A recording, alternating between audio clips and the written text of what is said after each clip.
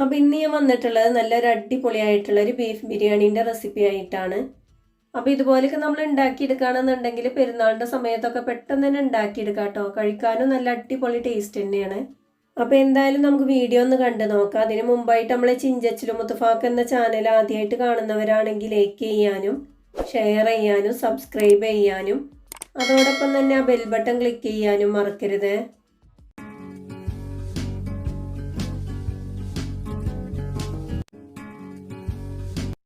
ബിരിയാണി ഉണ്ടാക്കിയെടുക്കാനായിട്ട് ഞാനിവിടെ 1 കിലോ എല്ലോട് കൂടിയിട്ടുള്ള ബീഫാണ് എടുത്തിട്ടുള്ളത്. അപ്പോൾ കുറച്ച് നെയ്യും എല്ലൊക്കെ വേണം കേട്ടോ, എങ്കിലാണ് ആ ബിരിയാണീൻ്റെ മസാല കഴിക്കാൻ നല്ല ടേസ്റ്റ് ഉണ്ടാവുള്ളൂ. അതുപോലെ തന്നെ ബീഫ് കട്ട് ചെയ്തെടുക്കുന്ന സമയത്ത് കുറച്ച് വലിയ പീസാക്കിയിട്ട് തന്നെ കട്ട് ചെയ്തെടുക്കാനും നോക്കുക. ഇനി നമുക്ക് മസാല റെഡിയാക്കി എടുക്കാം. അതിനായിട്ട് ഞാനിവിടെ ഒരു കുക്കർ അടുപ്പിൽ വെച്ചുകൊണ്ട് 2 ടേബിൾ സ്പൂണോളം ഓയിൽ ഒഴിച്ചു കൊടുത്തിട്ടുണ്ട്. ഇതിലേക്ക് കുറച്ച് ഏലക്ക, പട്ട, ഗ്രാമ്പൂ, തക്കോല, 2 ബേ ലീഫ്, ഓരോ ടീസ്പൂൺ വീതം പച്ചമല്ലി, സാജീരകം, പെരിഞ്ജീരകം ഇതെല്ലാം കൂടെ ഒന്ന് ചേർത്തുകൊണ്ട് ഒന്ന് ചൂടാക്കിയെടുക്കുക. പിന്നെ ഇതിലേക്ക് ഒരു 4 വലിയ ഉള്ളി നീളത്തിൽ കട്ട് ചെയ്തത് ചേർത്ത് കൊടുക്കുക. അതുപോലെ തന്നെ 1.5 കുടം വെളുത്തുള്ളി ചതച്ചതും 1 കഷ്ണം ഇഞ്ചി ചതച്ചതും ചേർത്ത് കൊടുത്തിട്ടുണ്ട്.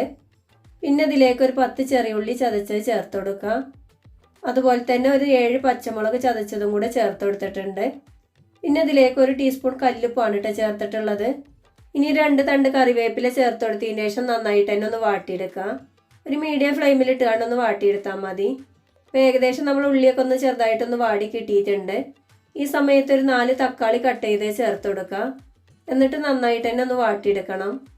അപ്പോൾ ഏകദേശം നമ്മൾ ഉള്ളിയും തക്കാളിയൊക്കെ നന്നായിട്ടൊന്ന് വാടി കിട്ടിയിട്ടുണ്ട്. ഇനി ഇതിലേക്ക് വേണ്ട മസാലപ്പൊടികൾ ചേർത്ത് കൊടുക്കുക. 1/4 ടീസ്പൂൺ മഞ്ഞൾപ്പൊടി, 1 ടീസ്പൂൺ മല്ലിപ്പൊടി, 1 ടീസ്പൂൺ ബീഫ് മസാല, 1/4 ടീസ്പൂൺ ഉലുവാപ്പൊടി, 1/4 ടീസ്പൂൺ ചെറിയ ജീരകം വറുത്ത് പൊടിച്ചത്, 1.5 ടീസ്പൂൺ കുരുമുളക് പൊടി. ഇനി പൊടികളേക്ക് ഒരു പച്ചച്ചോവ മാറുന്നത് വരെ നന്നായിട്ട് തന്നെ ലോ ഫ്ലെയിമിൽ വെച്ച് കണ്ടൊന്ന് മൂപ്പിച്ചെടുക്കുക. ഏകദേശം നമ്മൾ മസാലയൊക്കെ ഒന്ന് റെഡിയാക്കി കിട്ടിയിട്ടുണ്ട്. ഇനി ഇതിലേക്ക് ഒരു 1/2 കപ്പോളം തൈര് ചേർത്ത് കൊടുക്കുക.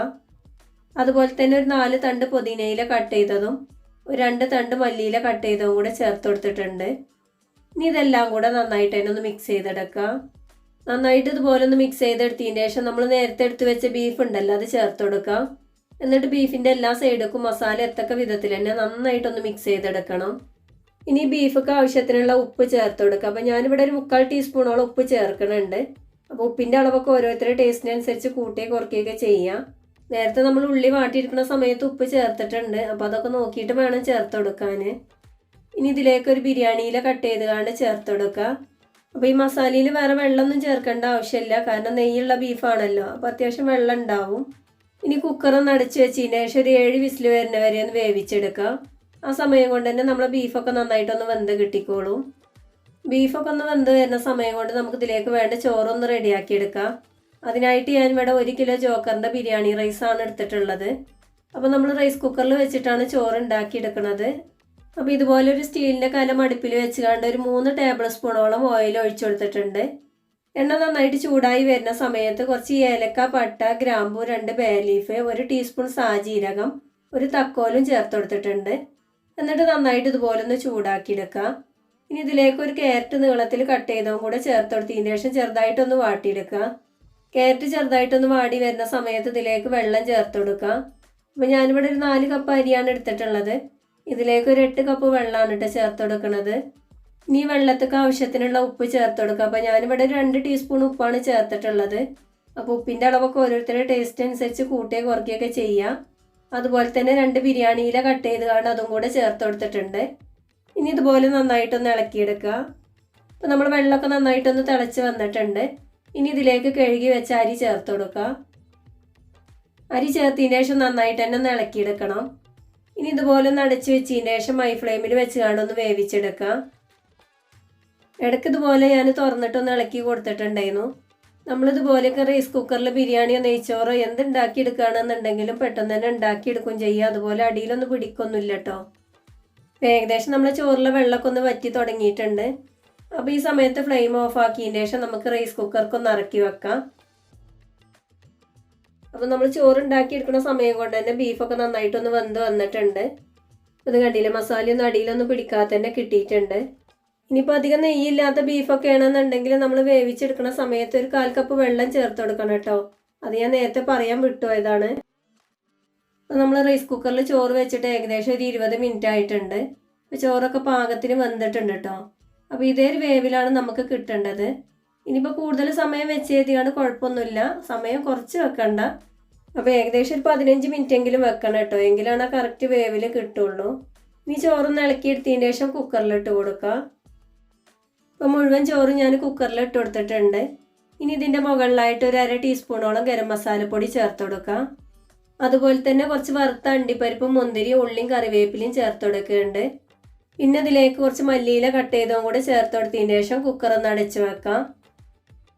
ഇനി ഹൈ ഫ്ലെയിമിൽ ഒരു 5 മിനിറ്റും ലോ ഫ്ലെയിമിൽ ഒരു 10 മിനിറ്റും വെച്ച് കണ്ടൊന്ന് ദം ചെയ്തെടുത്താൽ മതി. അപ്പോൾ വിസിൽ വരേണ്ട ആവശ്യമൊന്നുമില്ല. അപ്പോൾ 10 മിനിറ്റ് കഴിഞ്ഞപ്പോൾ ഞാൻ ഫ്ലെയിം ഓഫ് ആക്കിയിട്ടുണ്ടായിരുന്നു. പിന്നെ ഒരു 15 മിനിറ്റ് കഴിഞ്ഞിട്ടാണ് ഞാൻ തുറന്നിട്ടുണ്ടായിരുന്നത്.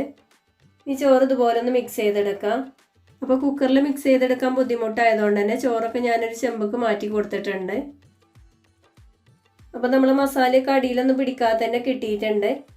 അപ്പോൾ ഈ ബിരിയാണി ബാച്ചിലേഴ്സിനൊക്കെ വളരെ സിമ്പിളായിട്ട് തന്നെ ഉണ്ടാക്കിയെടുക്കാം കേട്ടോ. കാരണം നമ്മൾ മസാല റെഡിയാക്കി എടുക്കുന്ന സമയം കൊണ്ട് ചോറ് റൈസ് കുക്കറിൽ ഉണ്ടാക്കിയെടുത്താൽ മതി. നമ്മൾ റൈസ് കുക്കറിൽ ചോറ് ഉണ്ടാക്കിയെടുക്കുന്നത് കൊണ്ട് തന്നെ വേവ് കൂടി പോവുകയോ കുറഞ്ഞു പോവുകയോ അങ്ങനത്തെ പേടിയൊന്നും ഇല്ലല്ലോ.